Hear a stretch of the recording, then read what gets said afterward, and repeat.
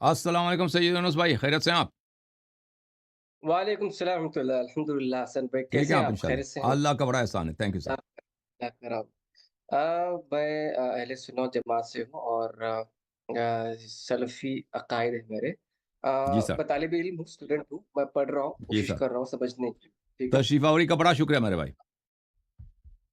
جی 4 questions ہیں میرے، میں ایک ایک پوچھتا ہوں آپ کو، ہے نا؟ حسن بھائی یہ میری ایک بیٹی ہے، ابھی 3.5 سال ہے، اس کو اسکول میں ایڈمیشن ڈالنا ہے۔ صحیح۔ تو اسلام کے پرسپیکٹو سے مجھے یہ پوچھنا تھا کہ وہاں پہ یوگا بھی سکھائیں گے، یوگا ہوں، ہے نا؟ یہاں پہ ہندوستان سے بات کر رہا ہوں، تو یہاں پہ جی یوگا بھی جی، سکھاتے ہیں، تو یہ اسلام پرسپیکٹو سے کیا یوگا کرنا ایک مسلمان اسلام کے فولڈ سے باہر نکل جاتا ہے یوگا کرنے سے؟ کیا دیکھیں درست یوگا ہے تو بالکل؟ میں نے جو یوگا دیکھا نا وہ تو ایکسرسائز اسٹریچنگ ہوتا ہے اس میں۔ ایکسرسائز اسٹریچنگ ہے، اس میں مثلاً مختلف جو انسان کے مسلز ہوتے ہیں، مختلف انسان کے جوائنٹس ہوتے ہیں، ان کو بینڈ کرنے میں، ان کو اسٹریچ کرنے میں یہ بہت مدد دیتا ہے اور بہت مفید ہوتا ہے یوگا۔ اور اس میں امریکہ میں جو ہم نے یوگا دیکھا ہے، ٹھیک ہے نا، اس میں ٹیچر پہلے وہ مثلا نمسکار وغیرہ کرتا ہے وہ یا کرتی ہے، تو اس سے کوئی اتنا فرق نہیں پڑتا نمسکار کرنے سے، وہ سلام کہتی ہے اپنی زبان میں کہتے ہیں نا۔ تو میں نے نہیں دیکھا کہ اس میں کوئی عبادت ہو، کہ بھگوان وغیرہ کی عبادت اس طرح میں نے نہیں دیکھا۔ میں نے جو یوگا کے کلاسز یہاں پہ ہوتے ہیں، آ، لوگ جاتے ہیں، تو میں نے تو کبھی نہیں دیکھا اس میں اسٹریچنگ، وہ کافی مفید ہوتا ہے وہ، اگر کوئی کسی کے مثلا کمر میں درد ہو بالخصوص یہ ویسے صحت مند رہنے کے لیے، کیونکہ ہمارا جو معاشرہ فی الحال اس طرح بہت ہے، ہم لوگ ایک جگہ پہ رہتے ہیں نا، تحرک نہیں ہوتا، کوئی آفس میں کام کرتا ہے یا کوئی دکاندار ہے، تو یہ باڈی پہ، انسان کے جسم پہ اس کے بہت برے اثرات ہوتے ہیں۔ اگر ایکسرسائز کرنی چاہیے، چلنا چاہیے، پھرنا چاہیے، گھڑ سواری کرنی چاہیے، اسی طرح کوئی بھی ایکسرسائز ہے وہ بہت بہترین چیز ہے میرے خیال میں۔ یوگا بہت ہی اچھی، بہت ہی اچھا میں نے جو یوگا دیکھا ہے، بہرحال میں نے اس کا مغربی ورژن دیکھا ہے۔ میں نے ہندوستان میں جو یوگا ہوتا ہے میں نے نہیں دیکھا، شاید وہاں پہ ہندو کو عبادت وغیرہ بھی ہوتا ہوگا نا، ہندوستان میں گیت گاتے ہوں گے، کچھ کرتے ہوں گے بھگوان کے، وہ تو مجھے نہیں پتا۔ صرف ایکسرسائزز جو ہیں وہ بہترین ہیں، ٹھیک ہے نا۔ تو آپ یہ کر سکتے ہیں کہ اپنی بچی کو سکھائیں کہ بھئی آپ وہ جب وہ بھگوان کے جب وہ گیت گائیں نا، وہ تو آپ وہ خاموش رہیں بھئی، وہ نہ بولیں، میرے مذہب کے خلاف ہے۔ باقی ایکسرسائز وغیرہ جو ہے نا، اسٹریچنگ کرنا، وہ تو اس میں تو کوئی مشکل نہیں ہے۔ اچھا جی، ٹھیک ہے۔ ہوں، میرا دوسرا سوال ود جی۔ ریسپیکٹ ٹو ریسرچ سے، یہ شیعہ اور سنی یہ دونوں کے عقائد، ود ریسپیکٹ ٹو عقائد سملیرٹیز کیا ہیں؟ سملیرٹیز تو یہ ہے کہ دونوں مسلمان ہیں، دونوں کلمہ گو ہیں، دونوں رسول اللہ اللہ تعالیٰ کی وحدانیت کا کلمہ پڑھتے ہیں، رسول اللہ صلی اللہ علیہ وسلم کی رسالت، ان کو خاتم انبیاء سمجھتے ہیں، قرآن مجید کو اللہ کا آخری کتاب سمجھتے ہیں، اور حج کو دونوں طبقے واجب سمجھتے ہیں، زکوٰۃ کو واجب سمجھتے ہیں۔ اللہ آپ کا بھلا کرے۔ اللہ کے اسماء جو قرآن و سنت میں مشہور ہیں، ان پہ دونوں کا ایمان ہے، البتہ اس کی تفسیر میں اختلاف ہے۔ وہ تو مختلف فرقوں کے درمیان بھی اختلاف ہے، ٹھیک ہے نا، اسلام کے اندر جو اشاعرہ ہیں، اہل حدیث ہیں، ان کے درمیان بڑا اختلاف ہے اسماء میں، اسماء الہی میں۔ اور اللہ تعالیٰ بھلا کرے کہ اشاعرہ اور ماتریدہ جو ہیں وہ شیعہ کے بہت قریب ہیں، وہابی کے مقابلے میں، اسماء و صفات کے معاملے میں۔ اللہ کے اس کے علاوہ سب نماز پڑھتے ہیں، ایک ہی قبلہ، ایک ہی کعبہ کی طرف نماز پڑھتے ہیں، اہل بیت علیہ السلام سے محبت کو سبھی واجب سمجھتے ہیں، ٹھیک ہے نا، محبت اہل بیت علیہ السلام۔ البتہ ہم شیعہ محبت کے علاوہ طاعت کو بھی واجب سمجھتے ہیں کہ ان کی پیروی بھی کرنی ہے ہم نے۔ تو یہ جو ہیں مشترکات ہیں دونوں مذاہب کے درمیان۔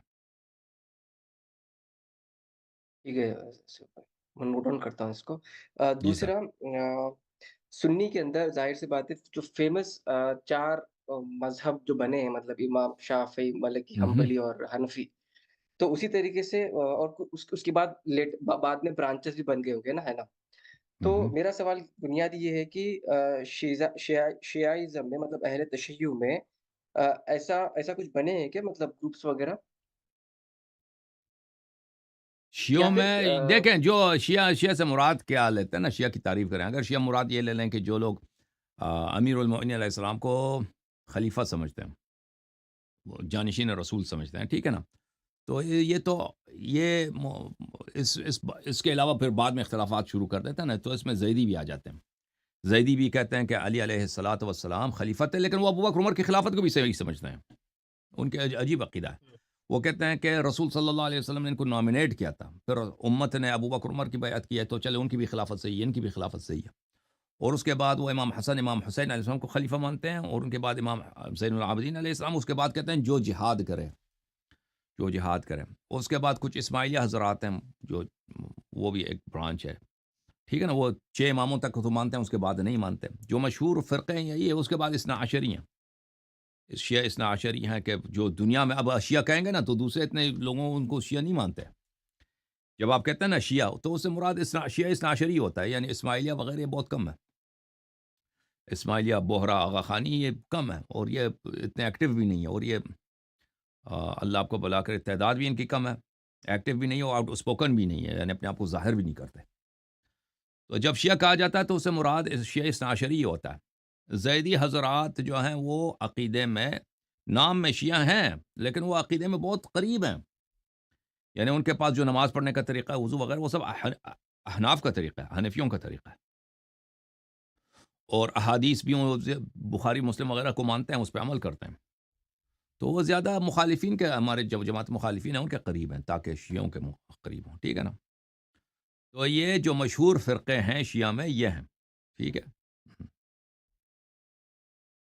میرا آخری سوال ہے حسین بھائی.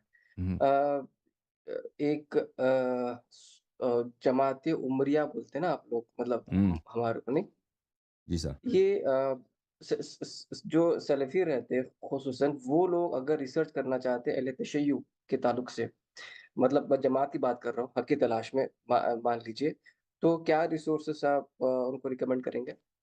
دوبارہ اپنا سوال کر دیجیے, مجھے سمجھ نہیں آئی. ہاں, میں سلفی ہوں, میں ریسرچ کرنا چاہتا ہوں اہل تشیع کے تعلق سے, کیا ریسورسز جی, آپ ریکمینڈ کریں گے مجھے؟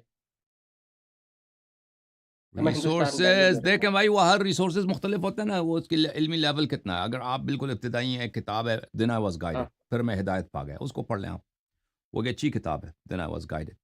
وہ ایک شخص کی کہانی ہے جو ابھی زندہ ہے, بہت بڑا محقق تھا, پی ایچ ڈی ہے. اس طرح کی کتابیں میں آپ کی خدمت میں عرض کروں کہ میں آپ کو کچھ کتابیں ریکمینڈ کرتا ہوں. ایک منٹ. مروان خلیفہ ہے, مروان خلیفات ایک شخص ہے, وہ بھی زندہ ہے, 1973 میں اس کی ولادت ہے. اس نے بہت ساری کتابیں لکھی ہیں. ایک ہے وہ اردن کا آدمی ہے, احمد حسین یعقوب ہے, وہ بھی اردن کا ہے, احمد حسین یعقوب, اس کی کتابیں ہیں.